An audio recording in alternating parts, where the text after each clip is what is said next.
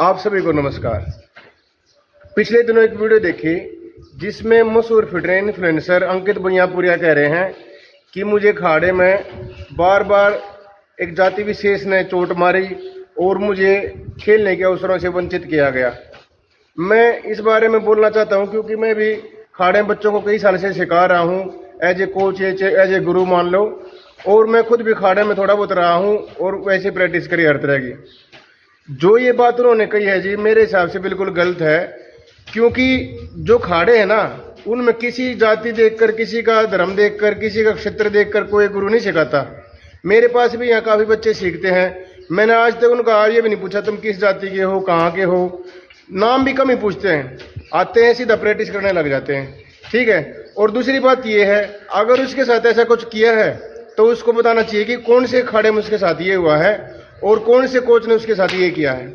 अगर उसकी बात में सच्चाई हो तो उसकी भी जांच होनी चाहिए। अगली बात ये है जी, जो अंकित भैयापुरिया है, जिसे अंकित भैयापुरिया कहते हैं, वो पहली बात तो कोई पहलवान है ही नहीं। क्योंकि पहलवान जो होता है, जो कुश्ती लड़ता है, जिसको कुश्ती का ज्ञान होता है, सिर्फ बॉडी बना लेने से कोई पहलवान नहीं होता। बॉडी तो जिम में ही बन जाएगी, बॉडी तो कैसे ही बन जाएगी, बॉडी तो आपकी साधना अगर व्यायाम करोगे तो भी बन जाएगी। लेकिन पहलवान शब्द बहुत बड़ा शब्द है, पहलवान शब्द का बहुत ज़्यादा मान सम्मान है। पहलवान बनने के लिए कहते हैं कि चारों कोण हिल जाएंगे घर की। बहुत बड़ी तपस्या है पहलवान बनना, या कोई भी खिलाड़ी बनना। कोई वीडियो बना लेना, हरिद्वार पर जाकर कोई डंड मार लेना, थोड़ा रस्सा मार लेना, कोई प्रोटीन के डब्बे खाकर उसके थोड़े से मसल्स बना लेना, ये पहलवान होना नहीं है। पहलवान वो है जो पहलवानी करे, पहलवान के जो होने के तरीके निभाए और मेडल जीत के लाए। मैं पूछना चाहता हूँ अंकित भैयापुरिया जी से पूरे मान सम्मान के साथ कि आपने ये बताइए पहलवानी में कौन से मेडल जीते हैं? क्या आपने कोई district level, state level, national level पर कोई मेडल जीता है, या सिर्फ फॉलोअर बढ़ जाने से कोई पहलवान हो जाता है? फॉलोअर तो बहुत लोगों के, ऐसे लोगों को भी हैं जो जिनको कोई ज्ञान ही नहीं फिटनेस का, किसी भी चीज़ का, और वो अचानक फेमस हो जाते हैं। क्योंकि जो लोग हैं वीडियो देखते हैं, इंस्टाग्राम देखते हैं, उनको चाहिए सनसनी, उनको चाहिए मनोरंजन। बहुत लोगों को तो ज्ञान से मतलब ही नहीं, कुछ लोगों को है लेकिन कुछ लोगों को नहीं भी है। तो कहने का मतलब ये है कि खुद में वो पहलवान नहीं है। अगली बात मैं आपको ये बताना चाह रहा हूँ, 3 साल पहले मैंने खेल कराए थे गाँव में, अपने गाँव में। उसमें बुजुर्गों की दौड़ और कई तरह की मटका दौड़, कई तरह की खेल प्रतियोगिता कराई थी, सपाटे वगैरह। तो उस दौरान में जो हमारे कोच साहब, मशहूर कोच साहब है रामफल कोच साहब, जो कि बड़े बड़े खिलाड़ियों सुशील कुमार और योगेश्वर दत्त जो ओलंपिक चैंपियन, उनके भी गुरु थे। मैं उनको इन्विटेशन देने चला गया तो ये वो पूछने लगे कि मैंने बाई चांस अंकित भैयापुरिया के पास भी किसी भाई के थ्रू मैसेज भिजवा था कि वो भी आ जाए। उस टाइम मुझे ये था कि बहुत अच्छा बच्चों को मोटिवेट कर रहा है। तो मैंने उनसे रामफल कोच साहब से, गुरु जी से पूछा, वो मेरे से पूछने लगे कि और किसी पहलवान को बुला है? मेरे मुंह से अचानक निकल गया, हाँ जी अंकित भैयापुरिया को भी किसी दोस्त के थ्रू इन्विटेशन भेजा है।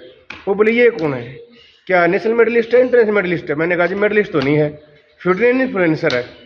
तो इस बात पर रामफल कोच साहब हंसने लगे। अब उस हंसी के पीछे आप गहराई आप समझना हो क्यों हंसे होंगे।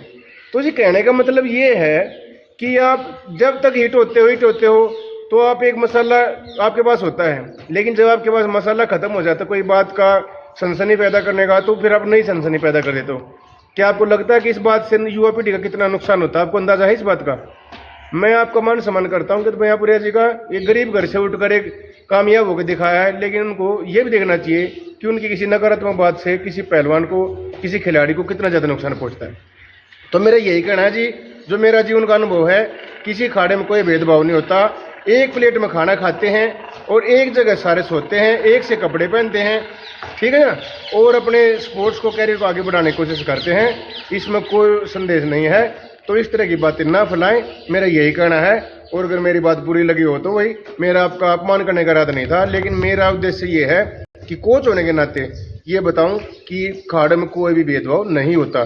क्योंकि हमने 17 साल भी देखा है, हमने और भी खाड़े में देखा है। मैं खुद कोई बड़ा पहलवान नहीं रहा, हमने बेस्ट फिटनेस की तैयारी करते थे और बच्चों को सिखाते हैं, ठीक है। एथलीट में कोशिश करी है, रेस में थोड़ा जीते हैं, लेकिन बड़े पहलवान में भी नहीं रहा। लेकिन हमने पहलवानों के साथ रहे जरूर हैं, हमने देखा जरूर है कैसे पहलवान रहते हैं, जीतते हैं, कैसे जीवन यापन करते हैं। इसलिए मैं आपको बात बताना चाह रहा था। ठीक है भाई, जय गुरु गोरखनाथ, जय हरियाणा।